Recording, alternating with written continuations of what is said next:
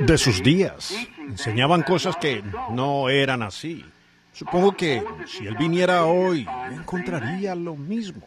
Cosas que al principio no fueron así.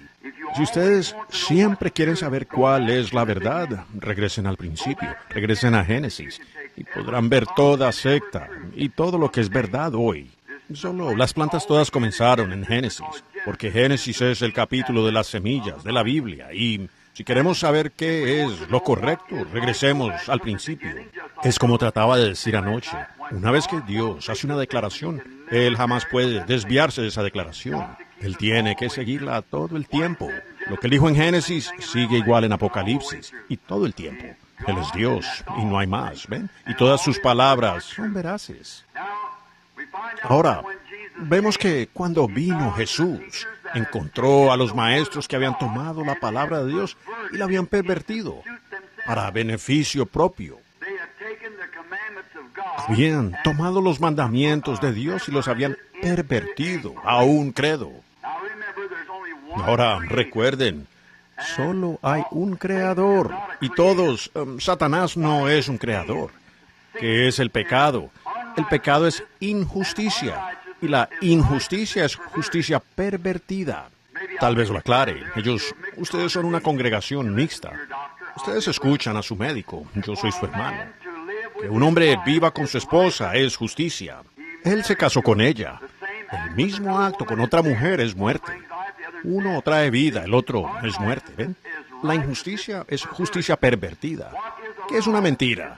Es la verdad mal interpretada.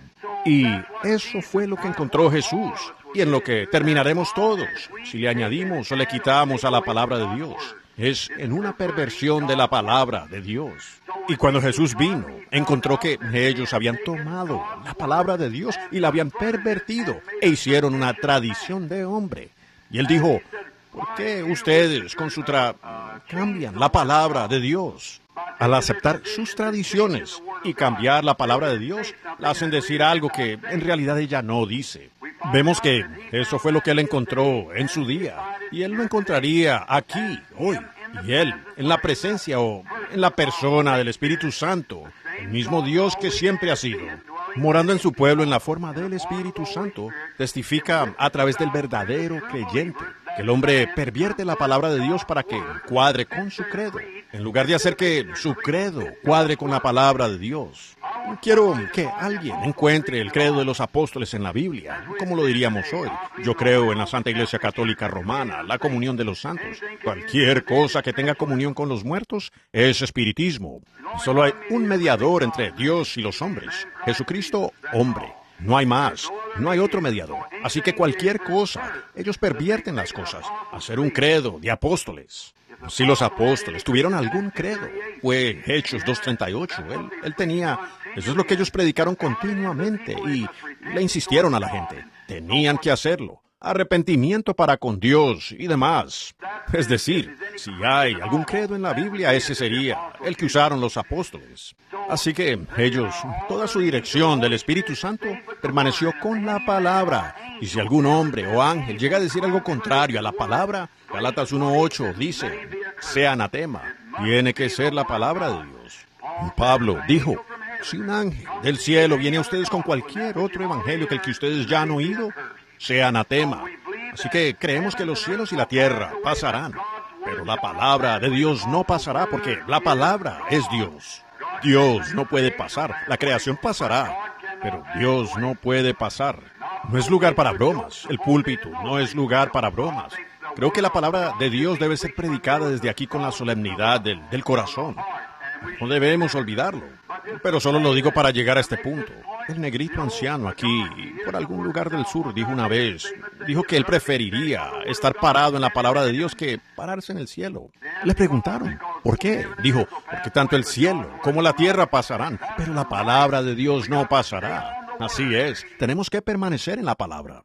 Jesús, cuando vino, dijo, Moisés, por la dureza de vuestro corazón os permitió el divorcio de vuestra esposa. Pero no fue así al principio. Ahora nos damos cuenta que ellos habían tomado los mandamientos de Dios y los habían invalidado. Cuando Jesús vino, Él encontró gente con la mira en la iglesia para la salvación. ¿Qué recibieron? Credos. Cada denominación formula su propio credo. Y eso fue entonces lo que él halló a la gente dependiendo de la iglesia para la salvación, y encontraron credos hechos por el hombre. Y si él viniera hoy en persona y nos hablara, él encontraría lo mismo.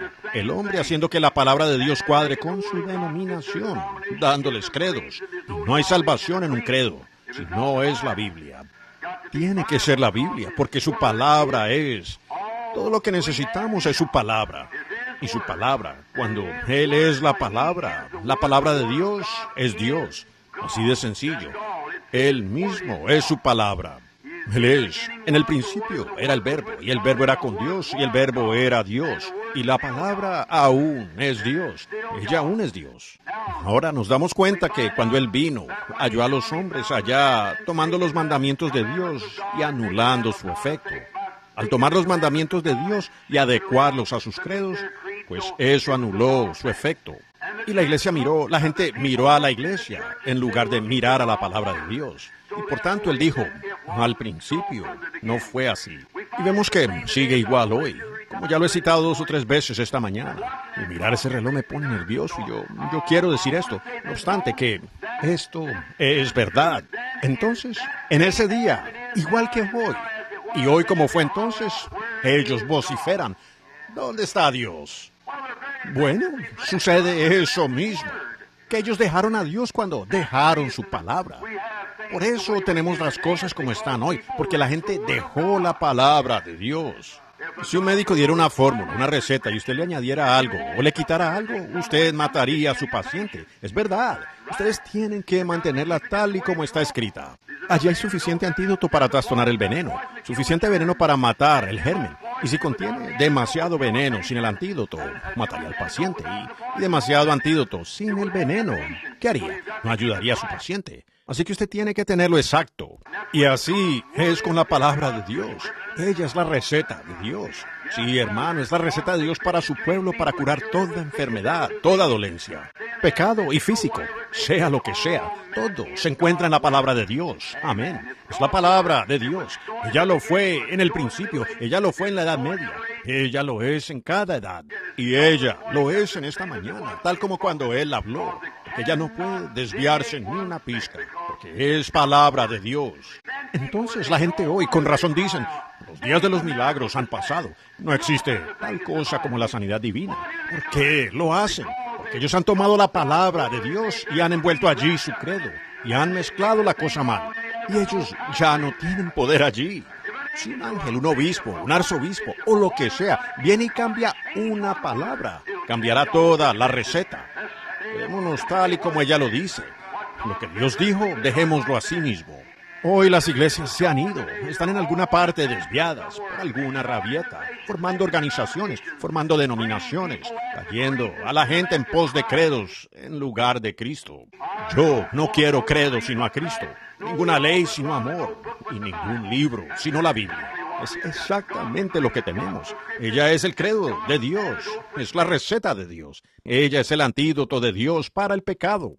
Ella es el antídoto de Dios para nuestra sanidad.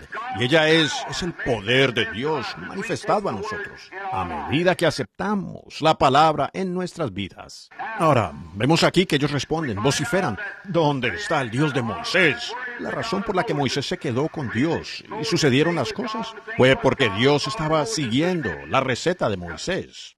Moisés estaba siguiendo la palabra de Dios. La manera en que Pedro, Santiago y Juan dieron en el blanco cada vez fue porque ellos siguieron la palabra. Aquí hace un tiempo, todos saben que a mí me gusta el tiro al blanco y disparar y todo eso. Y yo tenía un pequeño modelo 70 Winchester. Me paré a 46 metros en un campo de tiro, metí 8 balas por el mismo agujero, a 46 metros. Y se desvió un poco el tiro. Uno tiene que jugar con eso y calibrar. Y eso me gusta, me calma los nervios. Y se salía. No pude hacer que diera allí. Pensé que requería reacondicionamiento. Lo envié de regreso a la compañía Winchester. Ellos respondieron y dijeron, oh, hermano Branham, oh, señor Branham. Dijeron, sí, ese Winchester es uno de los mejores. Dijeron, hará un margen de 1 pulgada a 23 metros, dijo. 1 pulgada a 23 metros. Dijeron, es lo mejor que usted conseguirá.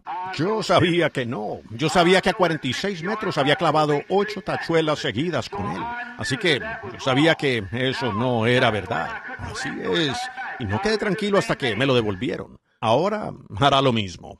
Ahora, yo no soy una de estas personas a las que les gusta dar cerca y salpicar. La iglesia lo dice, así que sigamos con eso.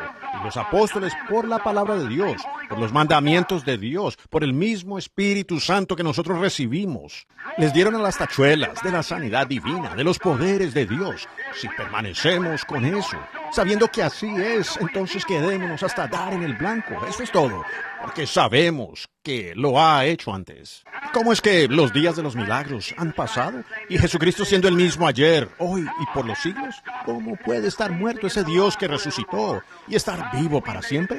¿Cómo podemos transformar eso en un credo cuando Dios no tiene credo? Dios es una persona.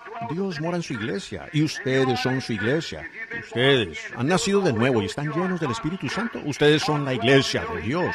Dios mora en Él hace su tabernáculo con ustedes. Cuando Dios descendió, fue hecho carne y habitó entre nosotros. ¿Qué hizo Él? Él extendió su tienda entre los seres humanos. Él cruzó su molde de Dios al hombre para que el hombre pudiera llegar a ser como Él. Oh, Él vino a ser yo para que, por su gracia, yo pudiera llegar a ser Él. Oh, qué gran cosa. Nunca entenderemos lo que fue. Con razón la gente reclama hoy. ¿Dónde está Dios? Regresen a la palabra, regresen al principio. En el principio, Él les dijo a sus discípulos, id por todo el mundo y predicad el Evangelio. Estas señales seguirán a los que creen. Eso era. Regresen a esa misma palabra y ella producirá lo mismo. Ellos siguieron esa palabra y ella dio en el blanco y clavó las tachuelas. Cada tachuela, cada promesa que Dios hizo fue manifestada. Si regresamos a esa misma palabra, ella clavará las mismas tachuelas, haciendo los mismos milagros, hará las mismas cosas, vivirá la misma vida, hará la misma criatura, resucitará a los muertos, sanará a los enfermos, echará fuera demonios, verá visiones, profetizará. Es el mismo evangelio que hundió las tachuelas allá. Si volvemos a lo mismo, es como colocar el arma de nuevo en la misma condición como en un principio. Se eliminan todas las vibraciones. Eso apuntará esa bala allí directamente. Y si sacamos toda vibración de incredulidad de nosotros, la palabra de Dios dará exactamente en el blanco como cuando primero comenzó. Exactamente así. Dará en el blanco cada vez. Ya lo hizo una vez, lo hará de nuevo. No se conforme con un credo o algo. Quédense allí hasta que la palabra dé en el blanco. Me recuerda la ocasión cuando la madre y el padre, o el padre adoptivo de nuestro Señor Jesús, lo habían llevado a la fiesta de Pentecostés. Y viajaron por 3 días y finalmente lo extrañaron. Ellos no pudieron encontrarlo. Ese ha sido el recorrido de la iglesia hoy. Ha recorrido más. Ha recorrido como 2000 años de camino. Y sin Él, aquí está. En todas partes se manifiestan señales de su venida. Y ellos dicen, ¿dónde está Dios? ¿Dónde está Dios? ¿Qué fue de Él? ¿Se dieron cuenta? María y José lo buscaron entre sus parientes, pero no lo encontraron. Hoy nosotros regresamos para ver si los metodistas lo tienen, si los bautistas lo tienen, los presbiterianos o los luteranos. No, Señor, ellos no lo encontraron. Ni tampoco lo encontraremos nosotros hoy. No importa cuánto queramos regresar y revisar una de esas antiguas denominaciones muertas, nunca lo encontraremos. ¿Dónde lo encontraron a Él? ¿Dónde lo dejaron? ¡Aleluya! ¿Piensan que soy un santo rodador? Supongo que lo soy. Ustedes lo encontrarán a Él así como ellos, donde lo habían dejado. Donde ellos lo dejaron, allí es donde lo encontraron. Allí es donde la iglesia lo encontrará. ¿Dónde lo dejaron a Él? En la fiesta de Pentecostés. ¿Dónde lo encontrará la iglesia? Nuevamente en la fiesta de Pentecostés, donde lo dejaron a Él. Cuando se apartaron de la doctrina de los apóstoles y demás.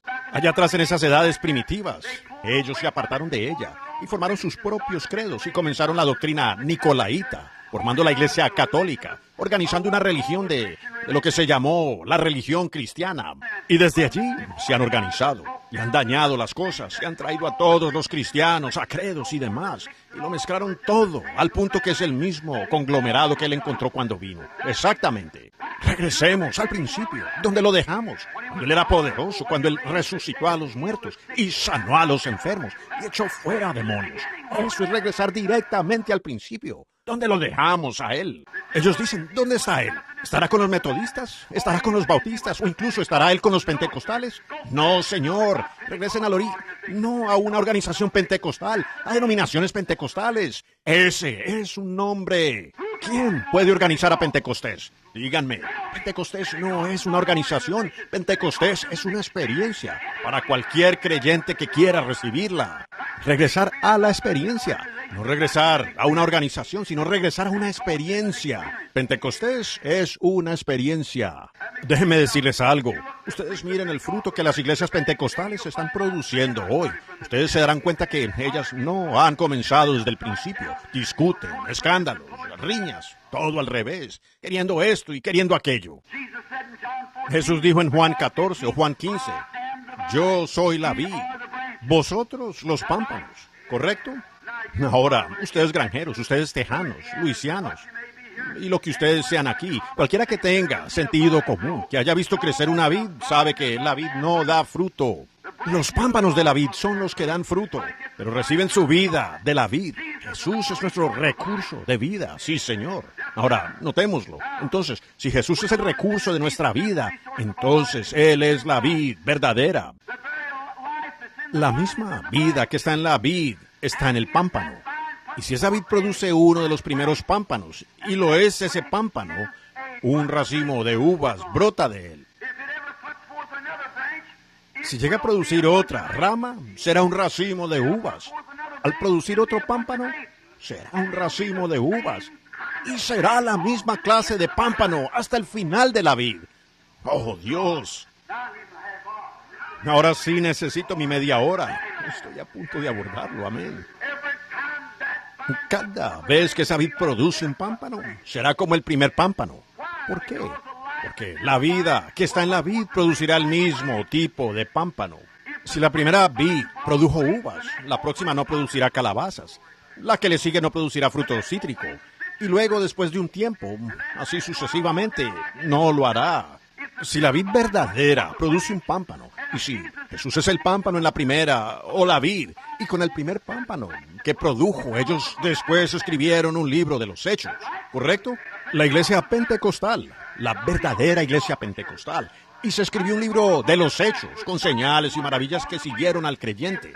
Y esa verdadera vid genuina produce otra rama genuina, escribirán después un libro de los Hechos. Sí, señor. Aquí en Arizona no hace mucho, yo estaba mirando un árbol en el patio de un varón. Un árbol de cítricos. Tenía 9 clases de frutos diferentes en un árbol. Así era. Cada uno de ellos era un fruto diferente. Para empezar, era un árbol de naranja, pero tenía granadas, tenía limones, tenía toronjas, todos diferentes tipos de frutos cítricos. ¿Por qué? Ellos fueron injertados allí. Ellos estaban viviendo de la vida de ese árbol, pero no podían producir nada aparte de lo que eran. No pudieron producir naranjas, porque son una vid injertada. Pero cada vez que ese árbol produjo una rama original de sí mismo, era un árbol de naranja y naranjas dio. Así es hoy. Le hemos injertado vides metodistas, bautistas, presbiterianas, la vid genuina, y viven de la fuerza de ella.